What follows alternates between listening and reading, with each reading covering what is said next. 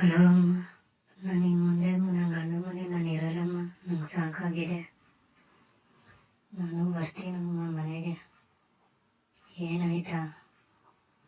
ಬೆಳಗ್ಗೆ ಬೇಗ ಎದ್ದು ಕಸ ಗುಡಿಸಿ ನೆಲ ಒರೆಸಿ ಮನೆ ಮುಂದೆ ರಂಗೋಲಿ ಹಾಕಿ ಹಸು ದನ ಕರುಗೆಲ್ಲ ಹುಲ್ಲಾಕಿ ಹಾಲು ಕರೆದು ದನ ಕೊಟ್ಟಿಗೆಲ್ಲ ಕ್ಲೀನ್ ಮಾಡಿ ಮನೆ ಮಂದಿಗೆಲ್ಲ ತಿಂಡಿ ಕಾಫಿ ಮಾಡಿಕೊಡ್ತೀನಿ. ಪಾತ್ರೆ ತೊಳೆದು ಬಟ್ಟೆ ಒಗೆದು ಎಲ್ಲ ಕೆಲಸ ಮಾಡಿದ್ರು ಏನೂ ಮಾಡಲ್ಲ ಅಂತಾರಮ್ಮ.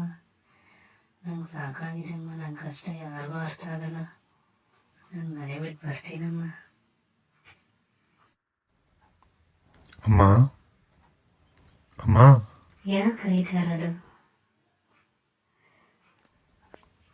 ಅಮ್ಮ ಅಮ್ಮ ಇಲ್ಲಿ ಅಡುಗೆ ಮನೇಲಿ.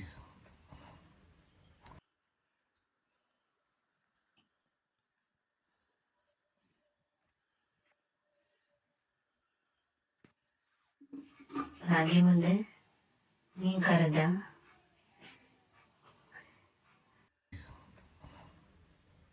ಎಲ್ಲಿಗೆ ಹೋಗ್ತಿದ್ಯಮ್ಮ?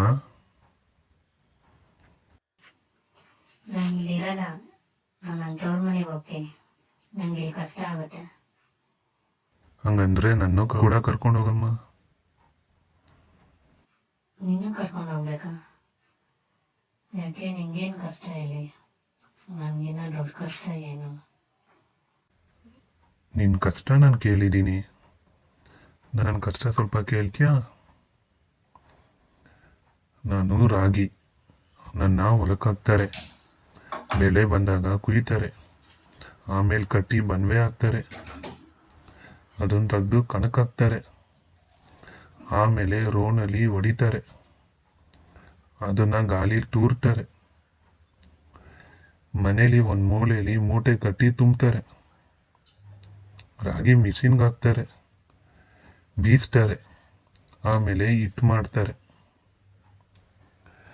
ಆಮೇಲೆ ರಾಗಿ ಹಿಟ್ಟನ್ನ ಒಲೆ ಮೇಲೆ ಕುದಿಯೋ ನೀರಲ್ಲಿ ಹಾಕ್ತಾರೆ, ಬೇಯಿಸ್ತಾರೆ. ಹಿಟ್ಟಿನ ಡಬ್ಬೆಯಲ್ಲಿ ತಿರುಗ್ತಾರೆ, ಮುದ್ದೆ ಮಾಡಿ ನುಂಗ್ತಾರೆ.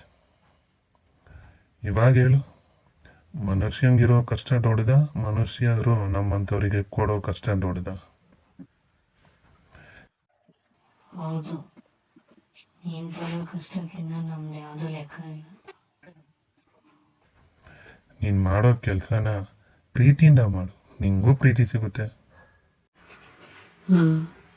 ಸರಿ, ನೀನು ಹೇಳಿದ್ದೆ ಸರಿ.